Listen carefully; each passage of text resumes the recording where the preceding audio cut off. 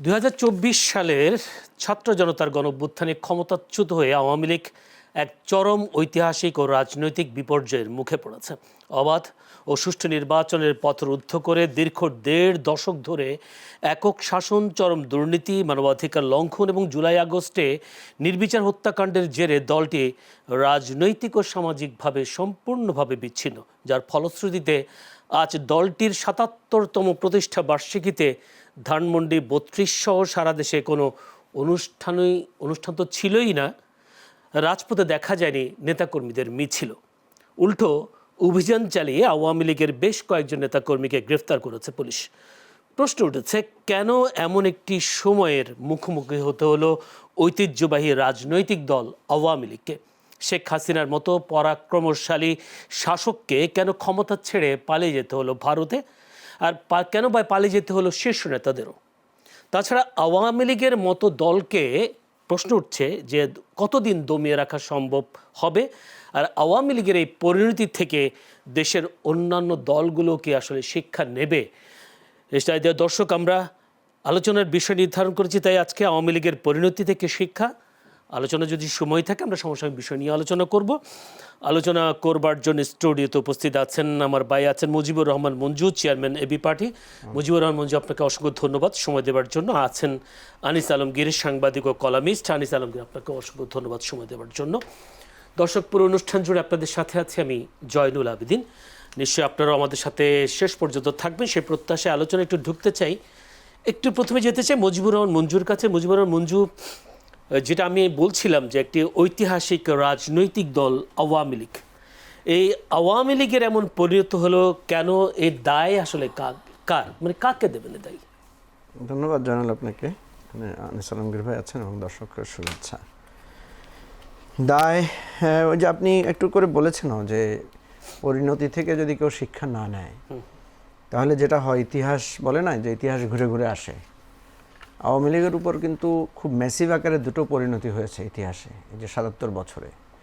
একটা হলো ৭৫-এর 15ই আগস্ট, এবং এটা অনেকটা কাকতালীয় যে আবার ২০২৪ সালের আগস্টেই একই রকম পরিণতিটা হয়েছে। দুইটা পরিণতির দুই রকম ভিন্নতা আছে। ৭৫-এ যে পরিণতিটা হয়েছিল, ৭৫-এ যে পরিণতিটা, সেটাতে এক ধরনের সিম্প্যাথি তৈরি হয়েছিল আওয়ামী লীগের প্রতি। কারণ ৭৫-এ আওয়ামী লীগের নেতাদের উপর একটা নির্বিচার, একটা মানে রক্তক্ষয়ী ঘটনা ঘটেছিল, যার কারণে কিছুদিন পরেই যে ক্ষোভটা ছিল সেটা কিন্তু আস্তে আস্তে আওয়ামী লীগের প্রতি একটা সফট কর্নারে তৈরি হয়েছে। এবং পরবর্তী ২১ বছর শেখ মুজিবের হত্যাকাণ্ড, তার সন্তানের হত্যাকাণ্ড, তার পরিবার পরিজনের হত্যাকাণ্ড, এই জিনিসগুলোর একটা বলা যায় যে এক ধরনের মানুষের মধ্যে একটা আবেদন তৈরি করেছিল। দেখেন, শেখ মুজিবুর রহমান কিন্তু বাংলাদেশের ইতিহাসের মানে একটা ঐতিহাসিক স্তম্ভ, একটা ব্যক্তিত্ব, যার নেতৃত্বে এদের স্বাধীন হয়েছে। এবং যতই বিতর্ক থাকুক, মানুষ কিন্তু স্বাধীনতা পরবর্তী সময়ে তার নেতৃত্বে এই রাষ্ট্রটা একটা পুনর্গঠন প্রক্রিয়াটা শুরু হয়েছিল। কিন্তু খুব অল্প সময়ে উনি অজনপ্রিয় হয়েছেন। কেন অজনপ্রিয় হয়েছেন? কারণ উনি দীর্ঘদিন গণতন্ত্রের জন্য সংগ্রাম করেছেন, কিন্তু ক্ষমতায় বসে এসে দেখা গেল যে উনি গণতান্ত্রিক যে চর্চা সেটাকেই উনি রুদ্ধ করেছেন। এবং তার বিরুদ্ধে বিদ্রোহ করেছে কে? তার দলের লোকেরাই বিদ্রোহ করেছে। সেখানে কিন্তু তখন বিএনপি নামক দল ছিল না, জামাত নামক দল তো নিষিদ্ধ এবং খুবই দুর্বল অবস্থায় ছিল, মুসলিম লীগ তো বলতে গেলে এক নিষিদ্ধ দল তখন। সুতরাং আমরা দেখলাম যে খুব অল্প সময়েই আওয়ামী লীগ থেকেই জাসদ নামক একটা বিপ্লবী বিদ্রোহী দলের উত্থান ঘটেছে এবং তাদের সাথেই তাদের সংঘাতটা শুরু হয়েছে। ৭০ সালের নির্বাচন যদি আপনি দেখেন তাহলে দেখবেন ৯০%-এরও বেশি ভোট নৌকার পক্ষে মানুষ দিয়েছিল। তাহলে ৭০-এর পরে ৭১, ৭২, ৭৩, ৭৪-এ সেই দুর্ভিক্ষ এবং ৭৫-এ এসেই মানে এরকম একটা বিয়োগান্তক ঘটনা। এবং ঐতিহাসিকভাবে যেটা সত্য কথা, যে শেখ মুজিবুর রহমানের হত্যাকাণ্ডের সাথে যারা জড়িত ছিলেন এরা বেশিরভাগই আওয়ামী লীগের লোক, এবং এরা কিন্তু মুক্তিযোদ্ধাও। আপনি দেখেন, শেখ মুজিবের মৃত্যুর জন্য প্রধানত দায়ী করা হয় কাকে? খন্দকার মোশতাককে। খন্দকার মোশতাক আওয়ামী লীগেরই নেতা। আর যারা সরাসরি হত্যাকাণ্ডে অংশগ্রহণ করেছিলেন তারা সবাই কিন্তু সেনাবাহিনীর সদস্য এবং তারা মুক্তিযোদ্ধা, বীর মুক্তিযোদ্ধা তারা। তো এই অবস্থান থেকে 15ই আগস্টের পরে আওয়ামী লীগের যে উত্থান, সেই 21 বছর পরের অনেক সংগ্রাম লড়াই করে শেখ হাসিনা দেশে ফিরে, কারণ শেখ হাসিনা এবং শেখ রেহানার প্রতি মানুষ একটা মমত্ববোধ ছিল, তারা এতিম মা বাবাকে একসাথে হারিয়েছেন এবং তারা দেশের বাইরে ছিলেন। শেখ হাসিনা এসে তিনিও কিন্তু এক ধরনের গণতান্ত্রিক সংগ্রাম, এরশাদ বিরোধী আন্দোলনে উনি রাজপথে কষ্ট করেছেন, লড়াই করেছেন, সংগ্রাম করেছেন গণতন্ত্রের জন্য।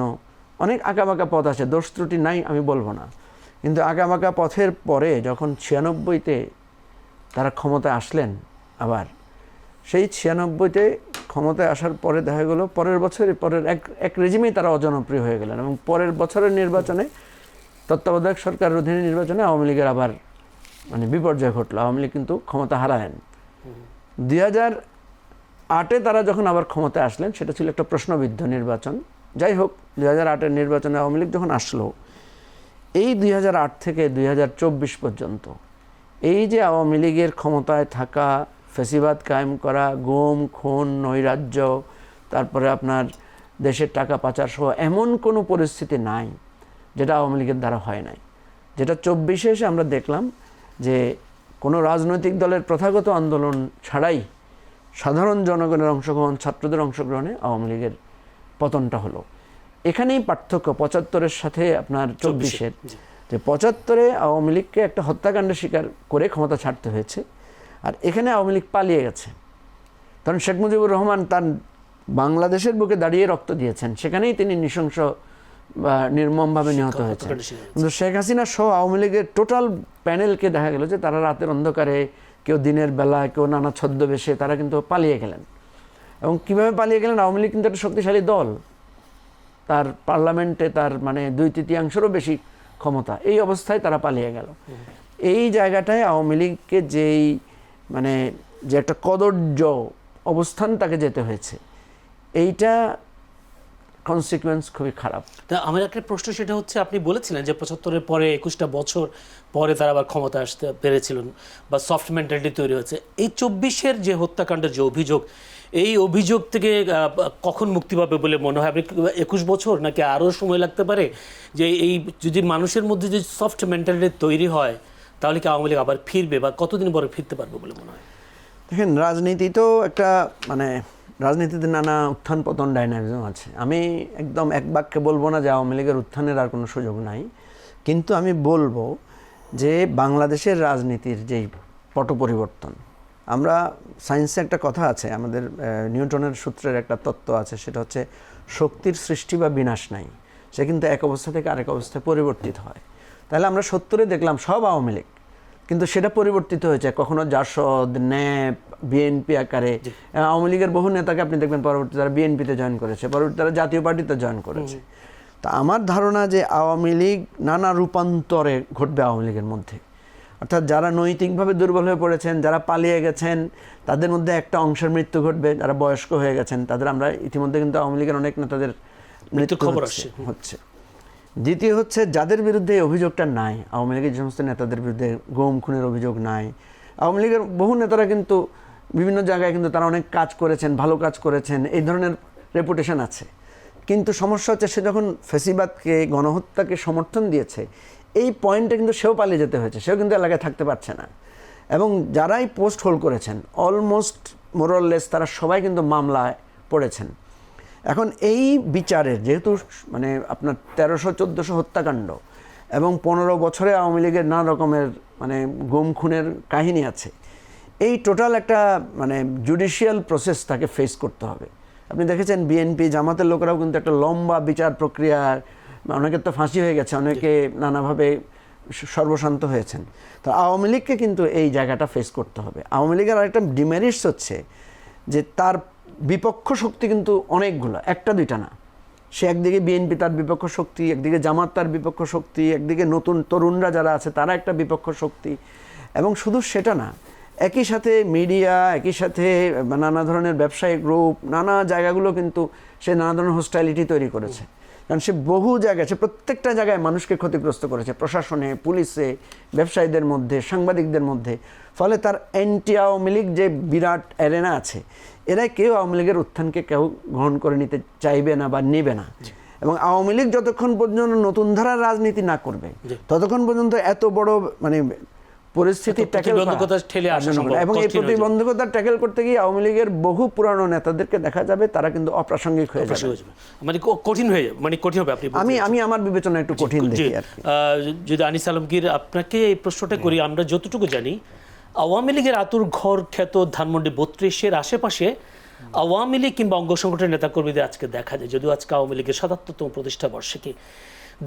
দেশে থাকা নেতাকর্মীদের মধ্যে কি এইটাই কি স্ট্যাবলিশড হয়েছে তাদের মনে, যে শীর্ষ নেতারা পালিয়ে গিয়ে বিলাসী জীবন যাপন করছেন, তাদের এত ঝুঁকি নেওয়ার দরকার কি? তাই আজকে 32 কিংবা দেশের অন্য কোথাও মিছিল মিটিং তাদের দেখা যায়নি? বিষয়টা হতে পারে এটাও, কিন্তু একেবারে ঢালাওভাবে যদি বলেন সেটা নয়। কারণ নেতাকর্মীরা তো, বড় নেতারা তো আগে পালিয়ে আছে, এটা তো নতুন না। কিন্তু এর মধ্যে কি গত 2 বছরে কি তারা রাস্তায় নামে নাই?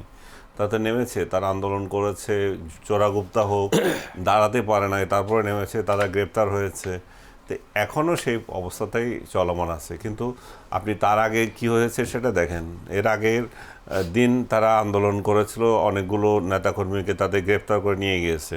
তারপর আপনি 6টি জেলাতে সেনাবাহিনী নামিয়েছেন, বিজেপি নামিয়েছেন, তারপরে 18,000 পুলিশ নামিয়েছেন, তারপর আবার জামাতে ইসলাম নামিয়ে দিয়েছেন।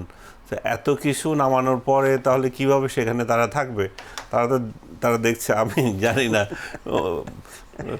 মঞ্জু ভাইরা নামছেন নাকি না, আজকে 11 দলের একটা সমাবেশ ছিল, 11 মঞ্জু ভাইরাও নামছে। মানে আপনি দেখেন, সরকারি দল সবসময় দেখা যায় যে তার প্রতিপক্ষকে রাস্তায় দমনে রাখা হয়েছে। এটা অতীত সংস্কৃতি, এটাতে নতুন আওয়ামী লীগও তাই রেখেছিল। দেখা গেল যে তারা পুলিশ এত সংখ্যা হচ্ছে যে আর বিএনপির লোকজন ওইখানে রাস্তাতেই নাই। তা আজকেও তাই দেখা গেছে, বঙ্গবন্ধু এভিনিউতে দেখা গেল 2 পাশে পুলিশ এসে ভর্তি, মাঝখানে কেউ নাই, তারা অপেক্ষা করছে কেউ আসে কিনা আওয়ামী লীগের। তারপর 32 নম্বরও সেই একই ঘটনা, অন্যান্য জেলাগুলোতেও সেই কাণ্ড ঘটেছে, আওয়ামী লীগ আসে নাই। আমি মনে করি যে না আসাটা বরং বেটার।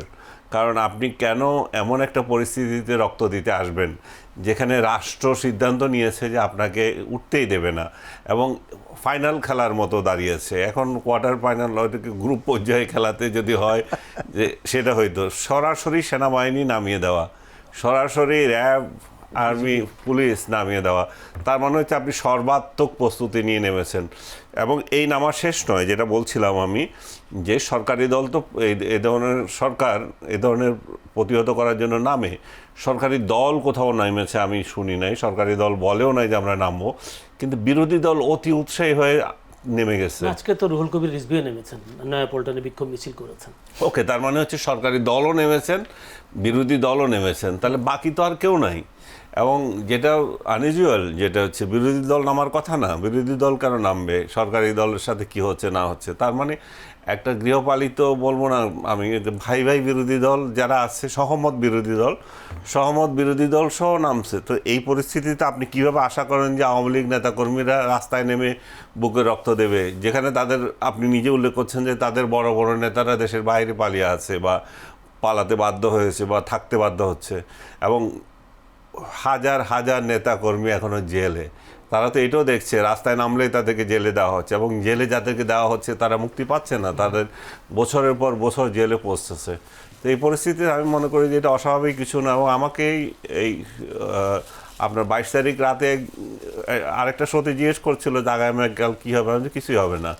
এখন দেখতেছি আমার কথাই বলছে, কিছুই হয় নাই, যেভাবে আসছিল। আপনি ওয়েল ইনফর্মড বোঝা যাচ্ছে আর কি। না, কারণ আপনি দেখেন, আর্মি যদি নামান, আপনি যদি পুলিশ নামান, আপনি কাকে নামানো বাদ রাখছে? জামাত ইসলামও নামিয়ে দিয়েছেন। তো এর মধ্য দিয়ে তো আর কিছু করার নাই। সব রাষ্ট্রের যন্ত্র এবং রাজনৈতিক দল সবগুলো একসঙ্গে যদি নামে তাহলে তো কিছু করার নেই। তারা যদি এমন সুসংগঠিত একটা রাজনৈতিক দল মাঠে আছে তাহলে একটা বিষয় ছিল। তারা তো সুসংগঠিত না, তারা তো এখন বিপর্যস্ত। আলমগীর ভাই, আওয়ামী লীগ যখন ক্ষমতায় ছিল তখন এই বিএনপি, জামাত সব তো একসাথেই নামছিল, একসাথেই তো মানে বিরোধী আন্দোলনে ছিল। তখন তো এরা পাত্তাও পায় নাই, কারণ আওয়ামী লীগ তো এদেরকে কেয়ারই করে নাই তখন। তো এখন কেন মানে এই পরিস্থিতিটা কেয়ার করে না? কারণ হচ্ছে তখন তাদের সাথে আর্মি ছিল, পুলিশ ছিল। আচ্ছা, এখন নাই, সেজন্য এখন নাই। আপনার রাষ্ট্রযন্ত্র যার আছে তো সে আছে। আপনি ওনাকে বলছিলেন যে ওদের বিপর্যয়ের কথা, আমাকে কি কোশ্চেন করছেন নাকি? না, যে প্রশ্নটা ওইটাই যে আপনি কি মনে করেছেন কিনা যে আওয়ামী লীগের এই পরিণতির জন্য শেখ হাসিনা দায়ী, বা শেখ হাসিনা কোন চক্রের ফাঁদে পড়ে শেখ হাসিনা জনগণ ও দলের ত্যাগী নেতা, আমরা দেখেছি দলের ত্যাগী নেতা কর্মীরা তারা অনেক সময় বঞ্চিত হয়েছেন বিভিন্ন ইয়ে থেকে, বিভিন্ন সেই ক্ষেত্রে কোন চক্রের ফাঁদে পড়েছিলেন শেখ হাসিনা, যার কারণে জনগণ থেকে দলের তৃণমূলের নেতাকর্মীদের কাছ থেকে তিনি একটু বিচ্ছিন্ন হয়ে পড়েছিলেন? এটা সার্বিক, আপনি শুধু শেখ হাসিনাকে বললে হবে না, এটা কি কম্বাইনলি একটা দেখতে হবে যে কেন আওয়ামী লীগের এই বিপর্যয় শুধুমাত্র শেখ হাসিনার কারণে, না শেখ হাসিনার সিদ্ধান্তের কারণে, নাকি আরও অন্যান্য কারণগুলো রয়েছে। আমরা যদি একটা একটা পয়েন্ট আউট করি, প্রথমে দেখবেন যে একটা জনবিচ্ছিন্নতা তৈরি হয়েছিল, নেতা কর্মীরাদের মধ্যে তাদের আছে সবই, কিন্তু তৃণমূলের সঙ্গে একটা গ্যাপ তৈরি হয়েছে। তৃণমূলের কর্মীরা নিজেরা ভাবছিল যে তারা অবহেলিত, এবং সেই 24-এর আন্দোলনে তৃণমূল কীভাবে অংশ নিয়েছে আপনি দেখেন, নেয় নাই। তো এই অবস্থায় শহরকেন্দ্রিক আন্দোলনটা হয়েছিল, এবং শহরকেন্দ্রিক আন্দোলনের এই তৃণমূলের নেতাকর্মীরা যখন বঞ্চিত ফিল করে তখন তো দলের তো ঐক্য আর থাকে না। দ্বিতীয়ত হচ্ছে যে আপনার প্রাতিষ্ঠানিক অবক্ষয় এবং সুশাসনের অভাব যেটা পরিলক্ষিত হচ্ছিল, জনগণ যেটাতে ক্ষিপ্ত হচ্ছিল। আপনি আমলাতন্ত্র এমনভাবে গ্রাস করেছে, আমলারা ইলেকশন করে দেয়, আমলারা জিতিয়ে দেয়। হ্যাঁ, এবং বিচার বিভাগের অবস্থা দেখেন, বিচার বিভাগেও সরকারি দলের ইশারায় বিচার বিভাগ চলে, এখনও যেটা আছে অব্যাহত আছে। মানে আনফর্চুনেট যে বাংলাদেশে এই কালচার এখনও চেঞ্জ হলো না। তারপরে আপনি দেখেন ভোটের অধিকার বিরাট একটা বিষয়। ভোট, আপনি জনগণ ভোট দেওয়ার অধিকার চায়, যেভাবে হোক। পাতানো নির্বাচন হচ্ছে, সেটা সরকার দল করে, কিন্তু জনগণ যা ভোটটা দিতে পারে। তো আওয়ামী লীগের আমলে দেখা গেছে যে ভোটের অধিকার মানুষের ক্ষুণ্ণ হয়েছে। তারা 2008-এর কথা বলছেন, আমি 8-কে অত ওইভাবে ধরবো না, 13-14টা মনে করেন একদলীয় হয়ে গেছে। যদিও আমি 14 ইলেকশনের জন্য সরকারকে ওইভাবে দায়ী করি না, কারণ আপনি অংশ নেন নাই, আপনার স্ট্র্যাটেজিক ভুল ছিল। আপনার ভুলের খেসারত হিসাবে বাংলাদেশে এখন আমি মনে করি যে 14 ইলেকশনে সরকার, আওয়ামী লীগের পাশাপাশি যদি বিএনপি অংশগ্রহণ করতো, বাংলাদেশের রাজনৈতিক পরিস্থিতি আজ এই পর্যায়ে আসতো না, এবং 18-র মতো এরকম একটা ভুয়া নির্বাচন হইতো না, আবার 24-এর আবার নিজের আমি দামি নির্বাচনও হতো না। এই পরিস্থিতি কাটিয়ে উঠেছে। তো মানুষ ভোটাধিকার একটা বড় বিষয়, একটা জেনারেশনের ভোটের বিষয় ছিল। আমি শেষ করে দিচ্ছি আপনাকে। সর্বশেষ হলো ছাত্র জনতার যে আন্দোলন, এটা যে ক্ষোভ এবং আন্দোলনের, ছাত্র জনতার যে ক্ষোভ ছিল এবং আন্দোলনের ভুল মূল্যায়ন ছিল, যে বারবার বলা হচ্ছিল একটা বিদেশি শক্তি তাদেরকে ইয়ে করে দিচ্ছে, এবং তাদেরকে ওই আন্দোলনটাকে উস্কানো আন্দোলন মনে করছিল, এবং নিজেরাও উস্কিয়েছে। এটাকে সহজ সমাধান করার কোনো পদক্ষেপ নেওয়া হয়নি। যারা এই দায়িত্বগুলোতে ছিল, তথ্য, শিক্ষা বা স্বরাষ্ট্র, আইন, এই তারা প্রত্যেকে এখানে ফেল খেয়েছে। দূরদর্শিতার অভাব ছিল, যেটা চরম দূরদর্শিতার অভাব ছিল। আর এখানে আরেকটা অ্যাডভান্টেজ যেটা দিয়েছে মানুষকে, যারা এই সঙ্গে যুক্ত ছিল, যে আন্দোলনে যারা যুক্ত ছিল, তারাও যে মানে বিশেষ উদ্দেশ্য নিয়ে এখানে আন্দোলনের মধ্যে আপনার সহিংসতার মধ্যে তাদের সহিংসতার উস্কানি ছিল, সেটাও একটা বড় বিষয়। আজকে তো প্রমাণ হচ্ছে যে সে আন্দোলন সহজ আন্দোলন ছিল না, সেটাতে যারা নিগৃহীত হয়েছে বলা হচ্ছে তাদেরও সহিংসতার অংশ ছিল। সরকারি দল সেটাও মোকাবেলা করতে পারে নাই, এই সবগুলো। এবং বা জনগণও জানে নাই, জনগণ জানে যে নিরীহ লোকদেরকে মেরে ফেলতেছে। জনগণ যদি জানতো যে এই আন্দোলন হচ্ছে সরকার বদলের আন্দোলন, তাহলে কতজন লোক থাকতো সেটাও নিয়ে প্রশ্ন আসছে। জনগণ যদি জানতো যে এই আন্দোলন হচ্ছে যে সরকারকে ফেলে দেওয়া, এই আন্দোলন হচ্ছে মুক্তিযুদ্ধকে ধূলিসাৎ করা, এই আন্দোলন হচ্ছে 32 নম্বর ভাঙা, এই আন্দোলন হচ্ছে আপনার মব সৃষ্টি করা, তাহলে কিন্তু মানুষ এটাতে যেত, কত পার্সেন্ট যেত সেটাতে সন্দেহ আছে। কিন্তু আপনি যে এই এক দফার আন্দোলন করছেন সেটা আগে জনগণকে জানান নাই, সর্বশেষে এসে আপনি ডিক্লেয়ার করলেন এক দফা। তাহলে এখানে চালাকিটা ছিল যারা আন্দোলন করছিল, যারা জড়িত ছিল তাদের অভ্যন্তরীণ, এবং বিদেশি শক্তিও যদি এখানে ভর করে থাকে তাদের উপর, মানে খুব ভালোভাবে ওয়েল প্ল্যান্ড আকারে করেছিল। আমি একটা প্রশ্ন করি, সেটা হচ্ছে শেখ হাসিনা কাদের উপর আসলে নির্ভর করে দেশ পরিচালনা করতে চেয়েছিলেন, আমলা, প্রশাসন, নাকি ভারতের উপর? ভারতের উপর তো একটা নির্ভরশীলতা ছিল। ভারত বাংলাদেশের সাথে একটা বন্ধুত্বপূর্ণ সম্পর্ক, সর্বোচ্চ পর্যায়ের বন্ধুত্ব ভোগ করেছে। সে বন্ধুত্ব কিন্তু নির্ভরশীলতা তো জনগণের উপরে করতে হবে। নির্ভরশীলতা উনি বেশিরভাগ করেছিলেন প্রশাসনের উপরে, পুলিশ প্রশাসন, সেনাবাহিনী, এদের উপরে তো বেশি নির্ভরশীলতা ছিল। এদের উপরে যদি নির্ভরশীলতা না থাকতো তাহলে ভোটকে মূল্যায়ন করতেন, জনগণকে মূল্যায়ন করতেন, সেটা তো হয় নাই। আওয়ামী লীগের প্রতিষ্ঠা বার্ষিকীর যে নাশকতার আশঙ্কায় কারণ বিজিবি সেনাবাহিনী মোতায়েন করা হলো, কিন্তু 30 জুন পর্যন্ত, 30 জুনের পরে কি তাহলে আওয়ামী লীগ মিছিল করবে না? তখন কি সেনাবাহিনী মোতায়েন করা হবে কিংবা বিজিবি মোতায়েন করা হবে? আর যদি আইনশৃঙ্খলা বা আইনশৃঙ্খলা পরিস্থিতি যদি ঠিক রাখতে হয় তাহলে আমাদের পুলিশ আছে, তাদের কাজটা কি? আওয়ামী লীগ তো কয়েকদিন আগে মিছিল করেছে, দুটো ঘটনা আমি দেখেছি। একটা হলো যে আপনার বোমা মেরে মেরে মিছিল করেছে, বোমা ফাটিয়েছে, মিছিল করেছে। এটা হচ্ছে ইয়ার দিকে, এটা কি বলে জায়গাটার নাম আমি মনে করতে পারছি না, গুলশানে যাওয়ার আগে। আর দ্বিতীয় যেটা হয়েছে সেটা হচ্ছে যে গাজীপুরে বা কোথাও দেখলাম যে পুলিশকে বলছে যে সামনে আসবে না, মাইরা ফেলাবো, ইত্যাদি ইত্যাদি কথা।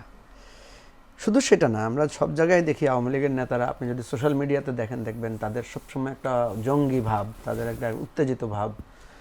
তো স্বাভাবিকভাবেই আওয়ামী লীগ যেহেতু আপনি দেখবেন যে কেউ যদি পরাজয় মেনে না নেয়, সেই যদি যেমন একটা যুদ্ধে আপনি হেরে গেছেন বা একটা খেলায় আপনি হেরে গেছেন, হেরে যাওয়ার পরে আমাদের ট্র্যাডিশনাল পথ হচ্ছে কি সবসময় ব্লেম করা, তো ওরা আমাদেরকে মায়েরা খেলছে, মার ছিল ছিল ইত্যাদি ইত্যাদি, যেটাই যে আপনি দেখবেন আনিস আলমগীর ভাই সহ এক শ্রেণীর লোকদের কিন্তু এই ধরনের কথাবার্তা, যে আন্দোলনটা বিদেশিদের হস্তক্ষেপ ছিল, এক দফা ছিল না, জনগণকে ভুল বোঝানো হয়েছে ইত্যাদি ইত্যাদি। আরে ভাই, জনগণকে এত নাকি ভুল বোঝানো? আপনি ইন্টারনেট বন্ধ করে দেবেন, আপনি হেলিকপ্টার থেকে গুলি করবেন, আপনি মানে 140 মানে কোনো মিটিং আসতে দিবেন না, আর জনগণকে ভুল বোঝাবে? আপনিই তো বুঝাই দিচ্ছেন সব কিছু। আপনি একচ্ছত্রভাবে ক্ষমতাকে কেন্দ্রীভূত করে গুলি করে মেরে কেটে একটা একনায়কতন্ত্র কায়েম করবেন, ভারতকে বলবেন যে আমি আছি তো ভারত আছে, আমি নাই তো ভারত নাই, বলবেন যে ভারতকে বলবেন আমাদেরকে সর্বাত্মক সহযোগিতা করতে। জনগণ ভুল বুঝবে কেন? জনগণ তো সঠিকটাই বুঝেছে। দেখেন জনগণ কীভাবে সঠিকটা বুঝেছে। জনগণ যে বারবার বলতো যে শেখ হাসিনা ভারতের একটা চর বা ভারতের একটা পুতুল, সেটা তো এখনই প্রমাণিত হলো। কারণ শেখ হাসিনা গিয়ে টুঙ্গি পাড়ায় আশ্রয় নেয় না, উনি আশ্রয় নিয়েছেন গিয়ে ভারতে। উনি জেলখানায় আশ্রয় নিতে পারতেন। উনি যদি বাংলাদেশের প্রতি ভালোবাসা থাকতো, উনি বলতো যে আমি মরি কাটি বাংলাদেশের জেলখানায় থাকবো দরকার হয়, তাই না? ধরেন এরশাদের কথা ধরেন, এরশাদকে আমরা এত স্বৈরাচারী হিসেবে করেছি, এরশাদ তো পালায় যায় নাই, এরশাদ তো জেলখানার ভিতরে ঢুকেছে। তো আমার কথা হচ্ছে যে আপনি একটা, যেমন আনিস আলমগীর বলেছেন যে পুলিশ আর্মির সাথে থাকলে আওয়ামী লীগ বাঘ, মানে আওয়ামী লীগ বলতেছে পুলিশ আর্মি ছিল তখন। আওয়ামী লীগ না, শুধু সরকারি দল না, ধরেন আগে তো বিরোধী দল রাস্তায় নেমেছে, কারণ বিএনপির মিটিং, জামাতের মিটিংয়ে নিষেধাজ্ঞা দিচ্ছে, রাস্তায় বাস বন্ধ করে দিচ্ছে, পুলিশের রাস্তায় নামায় চেক করছে, তারপরেও বিএনপি আওয়ামী লীগ ঢাকায় আসছে না, মিছিল সমাবেশ করছে না। এখন কথা হচ্ছে যে আমি বারবারও বলার চেষ্টা করছি, আপনি এটার সাথে এটা তুলনা করতে পারেন না।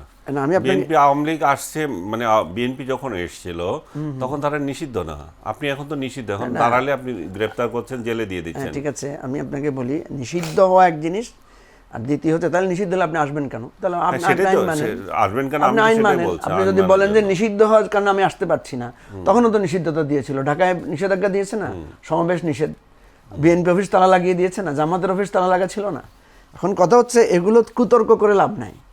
বাস্তব অবস্থা হচ্ছে নৈতিকভাবে আওয়ামী লীগের যে পরাজয়টা ঘটেছে, নৈতিকভাবে আওয়ামী লীগ যে গণহত্যার দায় আওয়ামী লীগের উপরে আবর্তিত হয়েছে, এটা কোনো আর্টিফিশিয়াল কিছু না, এটা ফুললি একেবারেই মানুষের রক্তচক্ষুর সামনে, সারা পৃথিবীর মানুষের সামনেই এটা ঘটেছে।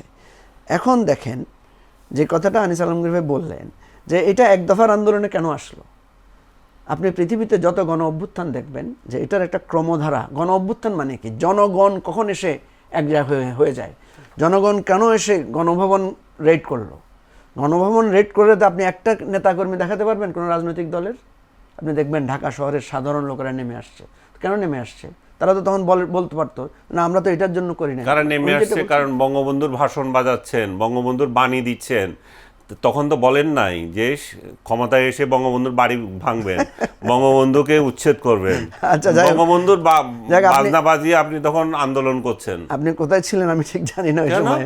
যাই হোক, আমি যেটা বলি, উনি উনি উনি হয়তো মানে বাস্তবতায় ছিলেন কিনা জানি না, কারণ উনি দেখেন নাই বঙ্গবন্ধুর মূর্তি জনগণ ভেঙেছে। আরে সেটা তো পরে, বঙ্গবন্ধুর পরে না ভাই, আপনি 5 বলছেন যে আন্দোলনের সময়, বলতেছি আন্দোলনে আপনি বঙ্গবন্ধুর বাণী দিচ্ছেন, আরে ভাই, আপনি ঐক্য সাম্যের কথা বলতেছেন, বঙ্গবন্ধুর উদ্ধৃতি দিচ্ছেন। আর এই লোকগুলো কি জানে আপনি যে এই বঙ্গবন্ধুরে কিল করতে আসছেন দ্বিতীয়বার? লোকেরাই তো করেছে ভাই, আপনি লোকেরা করেছে কি করে নাই, আপনি তো আপনি যে জনগণকে রাস্তায় নামতে বলছেন সেই জনগণ জানে না, সেই জনগণ জানে না ভাই, জনগণ যারা করেছে সেটা আপনারাই। আচ্ছা ঠিক আছে, জনগণকে সারা জীবন এগুলাই দোষারোপ করে তারা। কারণ আপনি দেখবেন যে সাধারণ জনগণ, বাংলাদেশের আওয়ামী লীগের অফিস, শেখ হাসিনার ছবি, শেখ মুজিবুর রহমানের ছবি রাখে নাই মানুষ, ঠিক আছে? এখন আপনি যদি বলেন যে এগুলা সব রাজনৈতিক দলের লোক, সেটাও আপনাদের লজ্জা থাকার দরকার। কারণ এই রাজনৈতিক দল যাদেরকে মেরে কেটে গুম খুন করে শেষ করেছিলেন, তাদের হাতে পরাজিত হয়েছেন। আপনি যেদিকে বলবেন খেলা আপনার বিপক্ষে যাবে। আপনি যদি বলেন যে আমাদের বিরুদ্ধে ষড়যন্ত্র করছে, তো আপনার বিরুদ্ধে ষড়যন্ত্র করছে, মানুষ সেই ষড়যন্ত্র মানছে কেন? না, আমি তথাকথিত ষড়যন্ত্রে বিশ্বাস করছি না, কিন্তু আপনাকে একটাই শুধু পয়েন্ট দিচ্ছি, সেটা হচ্ছে বঙ্গবন্ধুর বাংলায় বৈষম্যের ঠাঁই নাই এই স্লোগান দিয়ে যখন আপনি রাস্তায় নামেন, তখন আমিও তো আপনার সাথে আছি, আমি তো বৈষম্য চাই না। কিন্তু এই যেদিনটা পার হলো সেদিনই বঙ্গবন্ধুর মূর্তির উপরে দাঁড়িয়ে আপনি প্রস্তাব করতেছেন, তার বাড়ি পোড়াচ্ছেন। এইখানে তো বেইমানি, এখানেই তো ষড়যন্ত্র, এখানেই তো পাকিস্তানি ষড়যন্ত্রের কথা বলছে, এখানে তো আমেরিকা ষড়যন্ত্রের কথা বলতেছে। ভাই শুনেন, ষড়যন্ত্র তো দেখবেনই। নিজের পুরুষত্ব না থাকলে সবসময় ষড়যন্ত্রকেই মানুষ কি করবে, দোষ দিবে। আপনি বলছেন বঙ্গবন্ধুর বাংলায় ঠাঁই নাই, হ্যাঁ ঠিক আছে, এটা তো ছিল অনেক আগের স্লোগান। কিন্তু আপনি যখন রাজাকারের নাতিপুতি বলছেন, তখন কি হয়েছে সেটা কি ভুলে গেছেন? না, রাজাকারের নাতিপুতির পরে এই স্লোগান চলতেছে। জি না, আপনি ভুল বলতেছেন। আপনি সাংবাদিক হিসেবে ভুল তথ্য দিয়ে না, আমি আপনাকে আরে ভাই, আপনি এটা ভালো করে পড়েন, দেখেন, একটা সময়ের পরে সেইটা আর হয় নাই। যখন আপনি ওই ছেলে মেয়েগুলোকে রাজাকারের নাতিপুতি বলছেন, যখন রোকেয়া হল থেকে, শামসুন্নাহার হল থেকে মেয়েরা নেমে আসছে, আপনি যখন ছাত্রলীগ দিয়ে পিটাইছেন, তখন বঙ্গবন্ধু টন্ধু সব উড়ে গেছে, তখন আর কেউই সেই জায়গায় থাকে নাই। আপনার যারা ছাত্রলীগের ছিল বিরাট একটা অংশ কিন্তু প্রতিবাদও করেছে। এই যে সার্জিস আলম, যাকে বলা হয় যে সে ছাত্রলীগের নেতা ছিল বা ছাত্রলীগের কর্মী ছিল, ওরাও তো আন্দোলনে এসেছে। ওরা নিজের হাতে নিজের সেই ঐতিহাসিক, আপনি দেখেন, এই যে জাসদকে বলা হয়, তো জাসদ কি, জাসদ বঙ্গবন্ধুর নামে রাজনীতি করে নাই, বঙ্গবন্ধুর নামে মুক্তিযুদ্ধ করে নাই। তো সেই জাসদের, সে আওয়ামী লীগই বলছে বঙ্গবন্ধু হত্যার জন্য জাসদ দায়ী। তা আপনি কি এখন এটা বলতে পারবেন যে বঙ্গবন্ধুর নাম নিয়ে বঙ্গবন্ধুরে গুলি করে দিচ্ছে? সুতরাং এই সমস্ত ফাও বিতর্ক তুলে লাভ নাই। বাস্তবতা হচ্ছে আপনি এই রাষ্ট্রের সব কিছু ধ্বংস করেছেন। ধ্বংস করার পরে রাজনৈতিক দলের আন্দোলনকে আপনি মেরে কেটে দমন করেছেন। বছরের পর বছর দাঁড়াইতে দেন নাই, ইলেকশন করতে দেন নাই, গুম করে নিয়ে গেছেন, লাশ খুঁজে পাওয়া যায় নাই।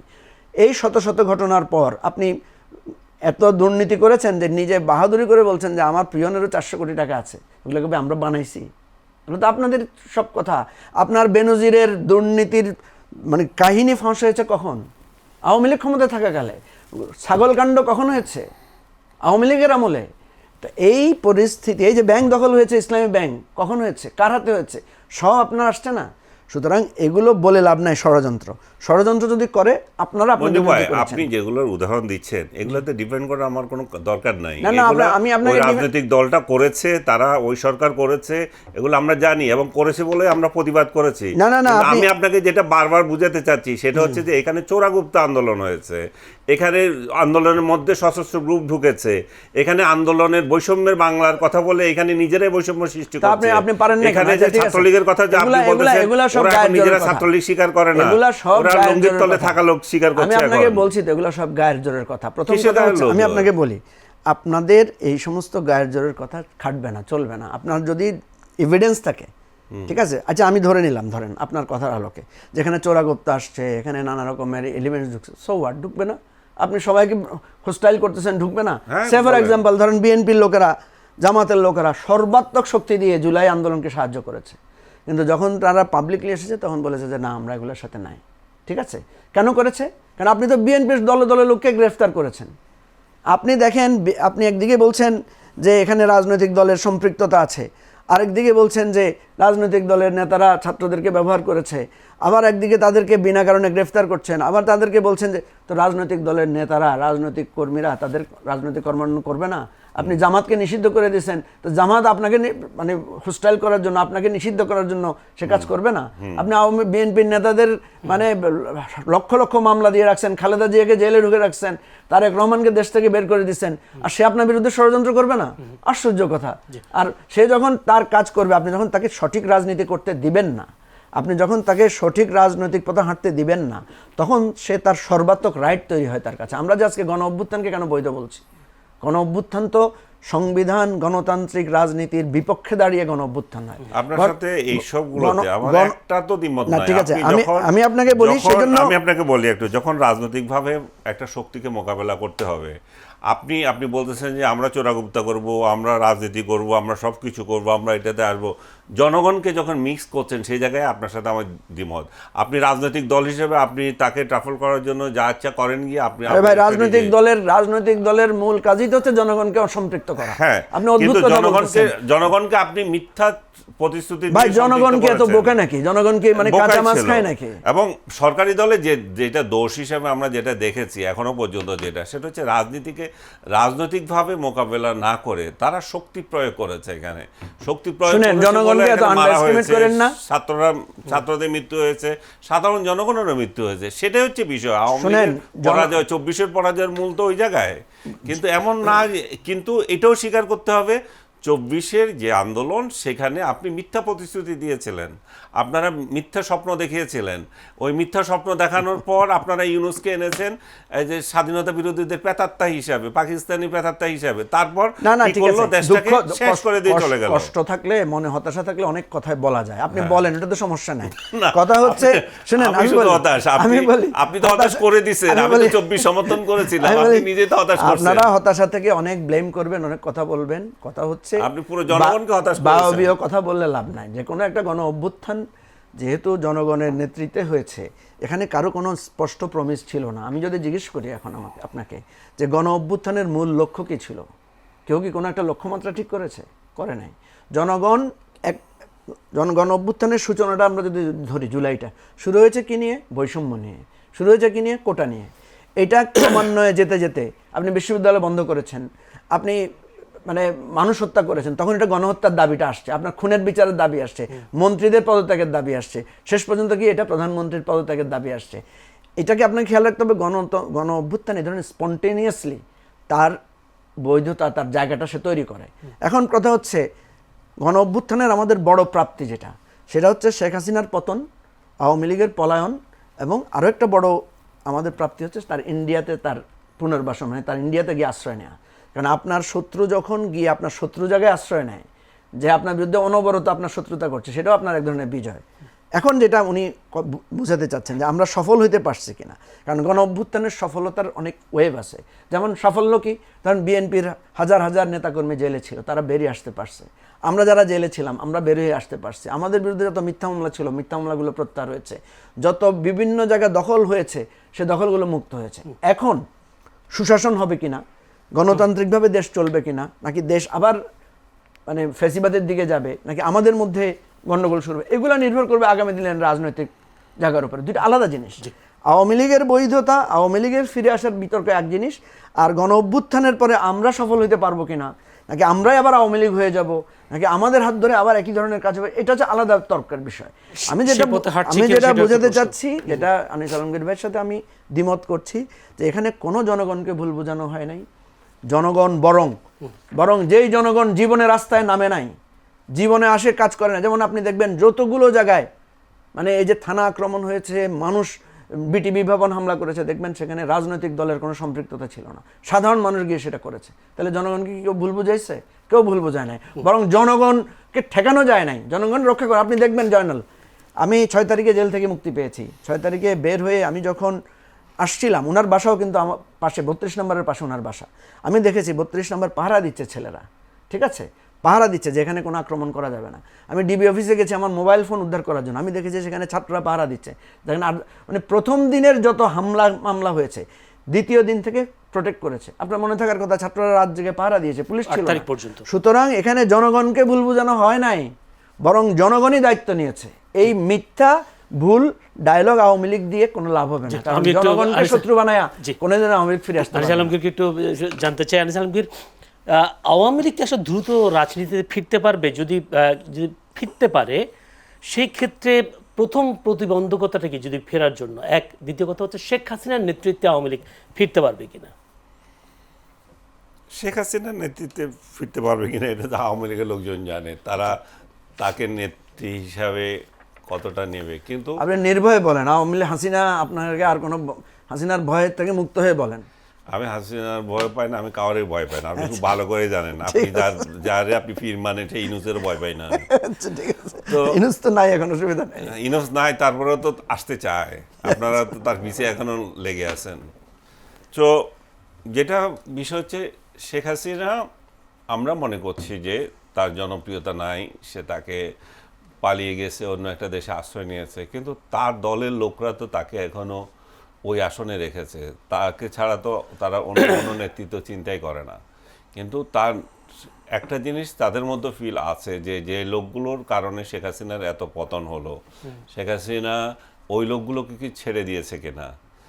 যে ওবায়দুল কাদের বলেন বা এরকম আরও হাসান সাহেব বলেন, গোলাপ বলেন, আরও 2-4 জন আপনি নাম নিজেও বলতে পারেন, এগুলার অনেকের এই সমস্ত কারণে, বা কিছু আমলা, কিছু পুলিশ কর্মকর্তা, এই যে ডুবানোর যে বিষয়টা, এবং আর্মিকেও দায়ী করে কেউ কেউ, তো সবগুলোর কারণে যদি ওনার পতন হয়ে থাকে, তো উনি যদি ওদেরকে আবার ওন করেন, তাহলে আসা তো কঠিন হয়।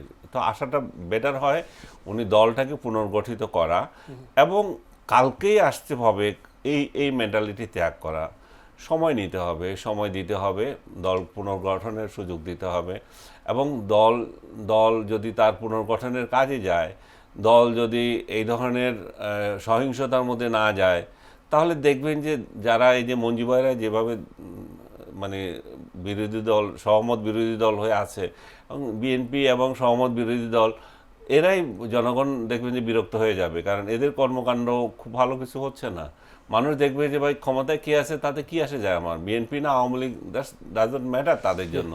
তারা চায় যে একটা ভালো সুশাসন, আর সুশাসনের জায়গাটাতে থেকে আমরা যখন সরে আসি, তখনই তো সমস্যা তৈরি হয়। তখন দেখা যায় যে আপনার সে একই পথে মানে হওয়া, জনগণকে আমরা বলি যে মানে ক্ষমতার উৎস, মানে রাজনৈতিক দল কিন্তু রাজনৈতিক দলগুলো যদি মনে করে যে আমরা একটা চিরস্থায়ী বন্দোবস্ত পেয়েছি, তাহলে সেই চিরস্থায়ী বন্দোবস্ত তো থাকে না। জনসমর্থন ধরে রাখতে হলে প্রতিনিয়ত জনগণের কাছে জবাবদিহিতা করতে হবে, কিন্তু আজকে কোথায় জবাবদিহিতা?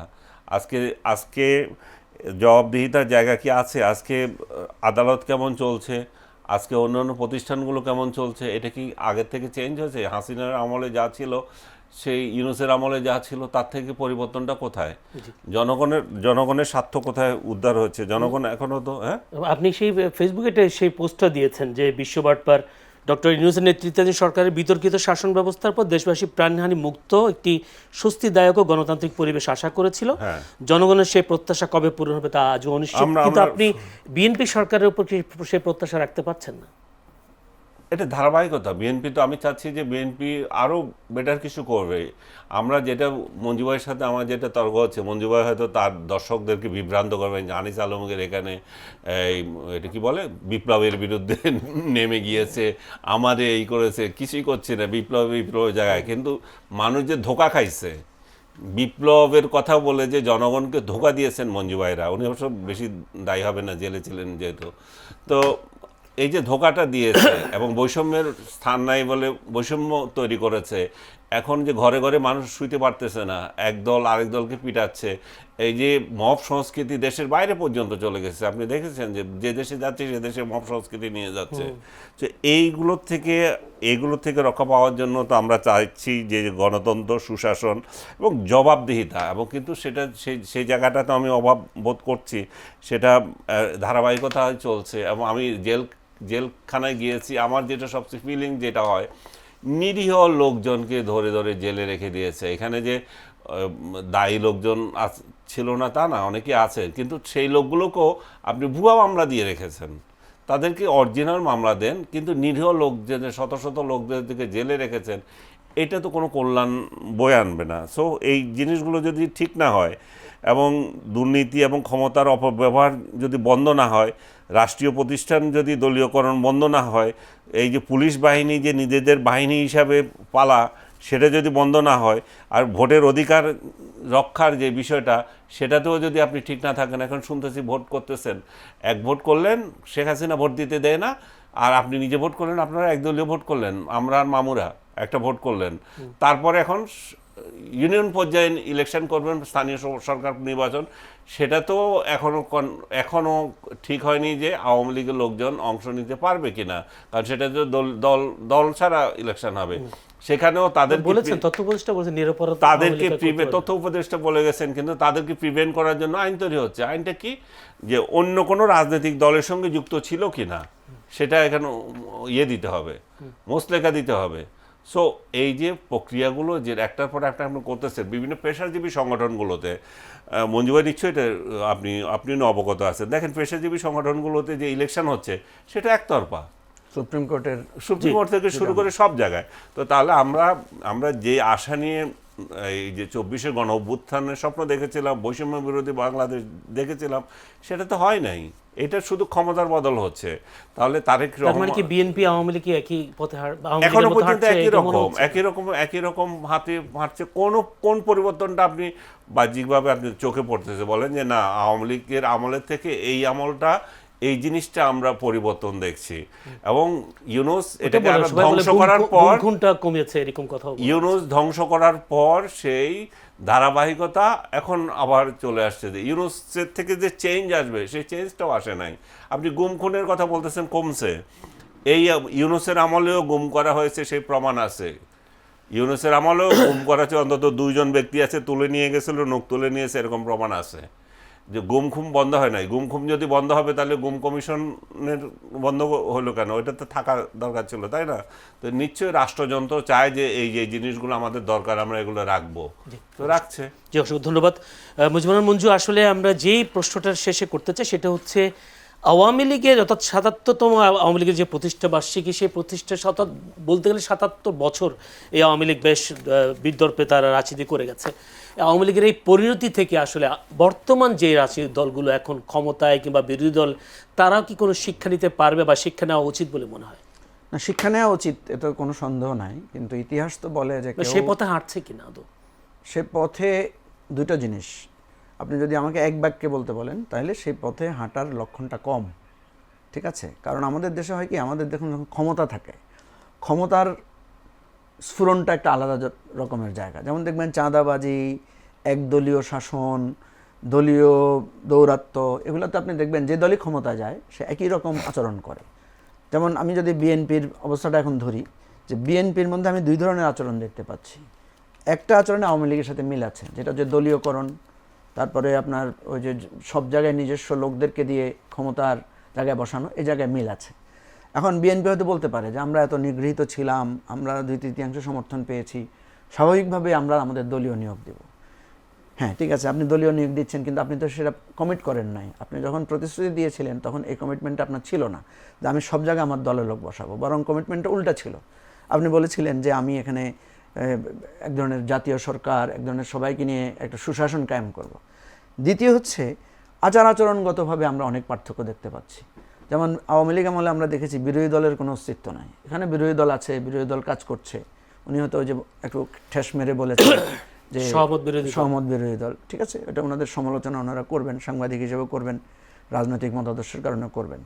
দ্বিতীয় হচ্ছে আপনি দেখেন আমরা সরকারের প্রধানের আচরণের মধ্যে অনেক পার্থক্য দেখতে পাচ্ছি। আমি আজকে তারেক রহমানের একটা বক্তব্য শুনলাম, উনি মালয়েশিয়ান যে বাংলাদেশি ডায়াসপোরা আছে তাদের উদ্দেশ্যে উনি বক্তব্য রেখেছেন। উনি 1 ঘন্টার মতো বক্তব্য রেখেছেন, পুরো বক্তব্যটাই ছিল ওনার পরিকল্পনা নিয়ে। অথচ আপনি যদি দেখেন শেখ হাসিনার আমলে, শেখ হাসিনা যত জায়গায় বক্তৃতা দিয়েছে বিদেশে, সেখানে উনি সবসময় হেট্রেট করেছেন বিরোধী দলের বিরুদ্ধে, অন্যান্য দলের বিরুদ্ধে, খালেদা জিয়ার বিরুদ্ধে, তারেক রহমানের বিরুদ্ধে। আমি দেখলাম তারেক রহমান তার বিরোধীদের ব্যাপারে কোনো কথা বলেন নাই, এটা একটা পার্থক্য। তারেক রহমানের চলাফেরা জীবনযাত্রার মধ্যে আমরা একটা সিম্পলিসিটি দেখতে পাচ্ছি, এক ধরনের জায়গা দেখতে পাচ্ছি। এখন এটাকে যদি উনি ওনার নেতাকর্মীদের মধ্যে প্রভাবিত করতে পারেন, প্রসারিত করতে পারেন, এটার চাপটা যদি বিরোধী দলের উপরও যায়, বিরোধী দলও যদি এক ধরনের এই মানে সভ্য রাজনীতির জায়গায় অভ্যস্ত হতে পারেন, তাইলে আমরা একটু চেঞ্জ দেখতে পাবো। এখন আমি আপনাকে যেটা বলি সেটা হচ্ছে এই যে কথাটা বারবার আসছে যে আওয়ামী লীগ বাংলাদেশের রাজনীতিতে তার প্রাসঙ্গিকতা থাকবে কিনা।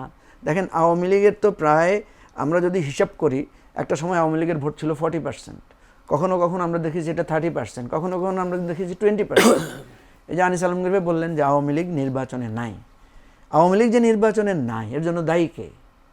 এর জন্য দায়ী আওয়ামী লীগ, আমাদের দায় নাই। কেন নাই আমি আপনাকে বলি, সেটা হচ্ছে আওয়ামী লীগ যেই সংস্কৃতিটা চালু করে দিয়ে গেছে, আপনি রাতারাতি এই সংস্কৃতি থেকে বেরোতে পারবেন না। আপনি দেখেন, আমরা যদি এখন বলি যে আওয়ামী লীগের সাথে আসেন আমরা একটা রিকনসিলিয়েশন প্রসেস করি, ট্রুথ অ্যান্ড রিকনসিলিয়েশন, যেটা বিএনপির ধারায় আছে। আপনি দেখবেন জামাতের আমিরও একবার বলেছিল যে আমরা ক্ষমা করে দেব।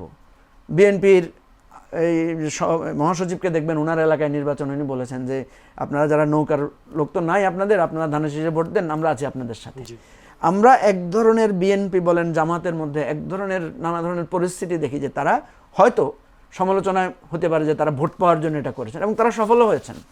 আপনি দেখবেন তাহলে 70% লোক তো এবারে ভোট দিয়েছে, তাই না? এবং দেখবেন জামাত অভিযোগ করছে যে বিএনপির লোকেরাদেরকে আওয়ামী লীগের লোকেরা ভোট দিয়েছে, আবার বিএনপির লোকেরা অভিযোগ দিচ্ছে যে জামাতের বিভিন্ন জায়গায় জামাতের লোকদেরকে আওয়ামী লীগের লোকেরা ভোট দিয়েছে। মৌলিক কথা হচ্ছে দুই পক্ষকেই কিছু না কিছু জায়গায় আওয়ামী লীগের লোকেরা ভোট দিয়েছে, অর্থাৎ আওয়ামী লীগ ভোটে অংশগ্রহণ করেছে। আওয়ামী লীগ দলীয়ভাবে প্রার্থী দেয় নাই, কিন্তু ভোটিং বিহেভিয়ারে তাদের যে বাংলাদেশের লোকেরা আছে তারা ভোটদানে অংশগ্রহণ করেছে, ভোট দিয়েছে।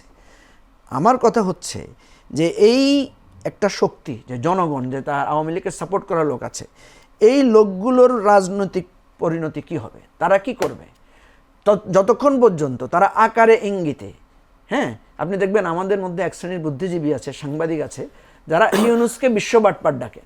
কখন ডাকে? ইউনুস ক্ষমতায়, আপনি ইউনুসকে বিশ্ব বাটপার ডাকছেন বা ইউনুস চলে গেছে এখনও ডাকছেন। এটা আপনার গণতান্ত্রিক ক্ষমতা, শক্তি, আপনি বলতে পারেন। না ক্ষমতা ডাকে না। কিন্তু হাসিনাকে আপনি এখনো বলেছেন খুনি, এখনো বলেছেন ফ্যাসিস্ট, বলেন নাই কিন্তু আমি নাম ধরে বলতে পারবো। ইভেন আনিস আলমগীর ভাইয়ের কোনো কথায় আমি পাই নাই যে উনি হাসিনাকে কখনো খুনি বা ফ্যাসিস্ট বলেছেন। ঠিক আছে, ক্ষমতায় থাকতেও বলেন নাই, হাসিনা পালিয়ে যাওয়ার পরও বলেন নাই। এই যে সূক্ষ্ম পার্থক্যগুলো আমি যেটা বলছি, এই যে আপনি এখন ইউনুসকে বিশ্ব বাটপার ডাকলেন, সেটাই আমি বলছি, আমার সাথে বাটপারি করেছে, সেটাই আমি বলছি। আমাকে বলছে হাসিনা আপনার সাথে কিছু করে নাই, না হাসিনা আমারে করে নাই, এইটা হাসিনা আপনাকে করে নাই, সেটা আমি বুঝাতে চাচ্ছি। হাসিনা জাতির সাথে করেছে, জাতি বলবে, কিন্তু আমার সাথে পার্সোনালি যদি হয়ে থাকে বাটপারি, আমাকে বলবে যে আপনি কথা বলেন আর আমাকে জেলে দেবে, তো আমি বাটপারকে বাটপার বলবো না। সেজন্যই তো বললাম আপনি তাকে বাটপার বলেছেন, আমার সাথে তার ইয়ে করেন না, আমার সাথে খালেদা জিয়া করেন, আপনি শুধু হাসিনা করছেন। আমি আপনাকে বলছি, আমার সাথে অনেকে তো করে নাই, আমি আপনাকে বলছি আপনি ইউনুসকে বিশ্ব বাটপার ডাকছেন, এজন্য ধন্যবাদ জানাচ্ছি আপনাকে।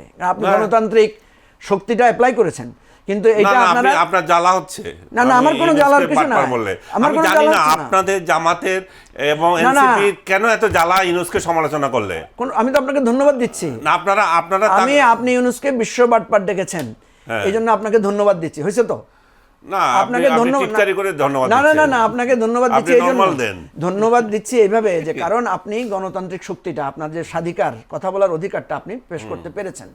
কিন্তু কষ্ট পাচ্ছি যে আপনার অতীতেও বর্তমানেও কখনো শেখ হাসিনার শাসনকে একটা স্বৈরতান্ত্রিক শাসন, আপনি শেখ হাসিনার কথা বারবার বলছেন কেন? আমি তো বলতেছি, আমি তারেক জিয়াকেও বলি নাই, আমি খালেদা জিয়াকেও বলি নাই, আমি এরশাদকেও বলি নাই। না আমি ইউনুসকে বলেছি বাটপার। তো আপনার কাছে কেউই ধরেন শেখ হাসিনা ভোট চুরি করেছে, উনি তাকে ভোট চোর বলেন নাই, হ্যাঁ, এই জন্য আপনাকে নিন্দাবাদ জানাচ্ছি।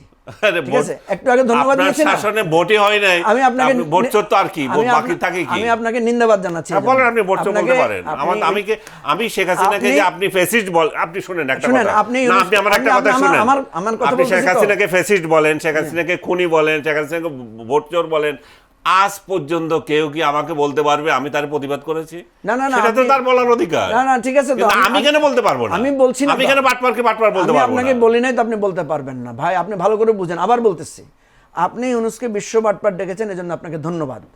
আপনি শেখ হাসিনাকে ভোট চোর ডাকেন নাই, এরশাদকে স্বৈরাচার ডাকেন নাই, এই জন্য আপনাকে নিন্দাবাদ, ব্যস্ত হইল তো? অসংখ্য ধন্যবাদ। এটা পরিষ্কার।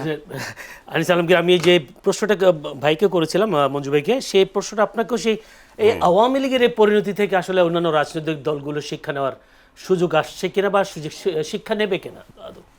শিক্ষা নেবে কিনা সেটাই তো ওই আগের প্রশ্ন আপনাকে বললাম, যে যেটা হওয়ার দরকার ছিল এবং সেটা এই রাজনৈতিক দলগুলো এটাতে ব্যর্থতার দিকে চলে গেছে, যে যেই অভ্যুত্থানে যে স্বপ্ন, সেই স্বপ্নের জায়গায় নাই, তো তাতে করে যে শিক্ষা তো কীভাবে নিচ্ছে, শিক্ষা তো না যায়। তো আমি বলছি যে জনগণকে শক্তি মনে করছি, কিন্তু জনগণের কাছে যাচ্ছি না। তাহলে শিক্ষা না নিলে কি আওয়ামী লীগের মতো ভোটের পরিণত হবে? অধিকার নিয়ে আমাদের নাই, পরমত সহিষ্ণুতা নাই, আমরা কি কথা বলবো সেটা নিয়ে আমাদেরকে ট্যাগিং করছে, যে এই যে শেখ হাসিনাকে বলে নাই, এমকে বলেছে, তারপরে রাস্তায় আসো দেখিয়ে দেব, এবং এখন সরকারি সমালোচনা করলে সে স্বৈরাচারের দোসর। এই যে যে বিষয়গুলো চলতেছে একটার পর একটা, পরমত সহিষ্ণুতার যে এত অভাব, যেটা বিশেষ করে ইউনুস সৃষ্টি করে দিয়ে গেছে, মব সংস্কৃতির ফলে সাথে সাথে এটাও সৃষ্টি করে দিয়েছে, তুমি অন্যের কথা শুনবা না। তোমার সাথে আমরা যে এখানে, তবু ভাগ্য ভালো উনি আমাকে গায়ের উপর এসে মারতে আসে নাই, হ্যাঁ, যে পরিস্থিতি এমন তৈরি হয়েছে যে তুমি কথাই বলতে পারবে না। তো এই যে সংস্কৃতি, আমরা কিন্তু শেখ হাসিনার আমলেও এটা দেখি নাই। শেখ হাসিনার আমলেও আমরা যে ভিন্ন মতের লোকদের সাথে বসছি, খাইছি, বসতে পারছি, তারাও আসতে পারছে, কিন্তু এই আমলে দেখতেছি যে তারা এক একজন এত বিপ্লবী হয়ে গেছে আবার, যে শেখ হাসিনার পুরো আমলে আমি দেখি নাই যে দুইটা কথা তার বিরুদ্ধে বলছে। সেও নাকি জুলাই বিপ্লবী, সে বিরাট বিপ্লব করে ফেলছে এবং এখন ধমক দেয়। আমি বলছি ভাই, 14 বছর 15 বছর আমি কি লিখছি সেটা দেখ, আমি পক্ষেও লিখছি বিপক্ষেও লিখছি, তুই কি লিখছিস? তুই তো লুঙ্গির তলে টুকিয়েছিলে, তুই তো আমি যখন লিখছি তুই তো সেগুলো দেখিস নাই। সো বিষয়টা হচ্ছে, পার্থক্য হচ্ছে ওই জায়গায়। আপনি এখন দেখবেন যে কিছু ভুইফোড় বিপ্লবী বের হয়ে গেছে, যারা নিজেদের সমস্ত কিছু করছে, মানে নিজেদেরকে বিপ্লবী জাহির করছে। এখন এটা কিন্তু মঞ্জু ভাই সরকারের জন্য ক্ষতি হবে, এগুলোকে যদি আশকারা দেওয়া হয়। এবং আজকে যে এই ইয়েদের মারা হলো, সাংবাদিকদের মারা হলো, আপনি তো এই সাংবাদিক হিসেবে এই প্রসঙ্গটা তুললেনই না। আপনি 6 জন সাংবাদিককে যে পিটালো এবং একজনকে গুরুতর আহত করলো, কে করলো? সরকারি দলও করে নাই, বিরোধী দল করেছে। সো এই ধরনের সংস্কৃতি যদি চলতেই থাকে, তাহলে সরকার বিরোধী দল, পরিবর্তনটা কোথায়? আমি বলতে চাচ্ছি যে আমরা সহ অবস্থান করব, আমরা পরের মত সহ্য করব, এবং দেশটাকে এগিয়ে নিতে হলে আমাদের সবাই একযোগে নিতে হবে। আপনি আওয়ামী লীগকে নিঃশেষ করে আমি এগিয়ে যাব, এটা তো দুঃস্বপ্ন।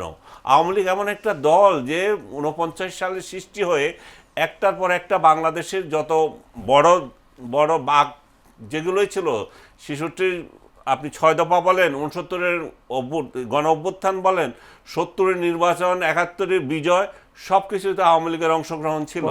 বাকশাল কায়েমটা বাদ দিচ্ছেন কেন? ওগুলা যখন বলবেন, বাকশাল কায়েমও ছিল, একটা সিরিয়াল বলবেন, হ্যাঁ বাকশাল কায়েম বলবেন, একটা বাদ দিয়ে যান না, কেন? বাদ দেব না। বাকশাল কায়েমও ছিল, কিন্তু বাকশালকে ভিন্ন অর্থে ওনারা প্রচার করেন। বাকশাল যদি কায়েম হইতো তাহলে আমাদের শাসন আজকে আমরা চীনা থাকতাম, চীনের যে উন্নতি। বাকশাল হলে আপনি সাংবাদিক হইতে পারতেন না। না, 4টা পত্রিকা তো ছিল রে ভাই। তো আপনি বলেন যে আগাছা সাংবাদিক হতো না, আমি তো ঢাকা ইউনিভার্সিটি সাংবাদিকতা পড়ে সাংবাদিক হতে আসছি। আপনি চুঙ্গা আলায় তো আগাছা সাংবাদিক দেখতেন না, এটা বলেন ওই যদি থাকতো। তো আমি যেটা বলি সেটা হচ্ছে যে আওয়ামী লীগকে নিঃশেষ করে দেব। আওয়ামী লীগের আজকে প্রতিষ্ঠাবার্ষিকীর দিনে আমরা এটা বলতেছি, যে মেন্টালিটি নিয়ে আমরা যদি আগাই, কিংবা বিএনপিকেও বা জামাতকে নিঃশেষ করে দিয়ে শেখ হাসিনা এগিয়ে যাবেন যে চিন্তা করেছেন, উনি কি তার পরিণতি দেখেন নাই? ঠিক একই পরিণতি এভাবে হবে যদি আমরা রাষ্ট্রীয়ভাবে সহিষ্ণুতা না আসি। আমরা যদি একযোগ হয়ে আমাদের কোনো না কোনোভাবে আওয়ামী লীগের সঙ্গে এক ধরনের সমঝোতা সরকারের হতে হবে, নতুবা কিন্তু দেশে অস্থিতিশীলতা থাকবে।